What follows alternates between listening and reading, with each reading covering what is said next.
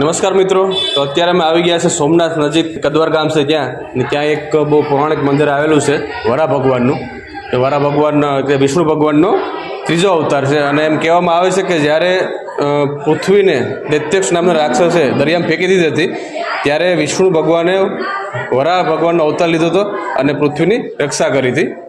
તો આખું એક આ પૌરાણિક મંદિર છે અહીં આવેલું છે અને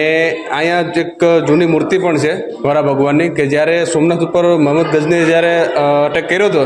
ત્યારે આ જે જૂની મૂર્તિ છે એ ખંડિત થઈ ગઈ હતી. એ ખંડિત મૂર્તિ પણ અહીં રાખેલી છે અને એવું પણ કહેવામાં આવે છે કે આ મંદિર છે ને થોડુંક પૌરાણિક મંદિર છે, તો આનું નવનિર્માણ કરવાનો પ્રયાસો કરવામાં ઘણીવાર આવેલા છે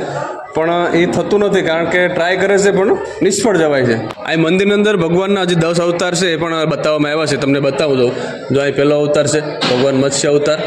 પછી છે ભગવાન કર્મ અવતાર, ત્રીજો ભગવાન આપણે જે મંદિરમાં છે એ આ વરા ભગવાનનો અવતાર છે અને તે પછી ચોથો અવતાર છે નરસિંહ અવતાર, પાંચમો છે ભગવાનનો વામન અવતાર, છઠ્ઠો અવતાર છે ભગવાનનો પરશુરામનો અવતાર અને સાતમો અવતાર છે આપણો ભગવાન શ્રી રામનો અને આઠમો અવતાર પછી કૃષ્ણ ભગવાનનો,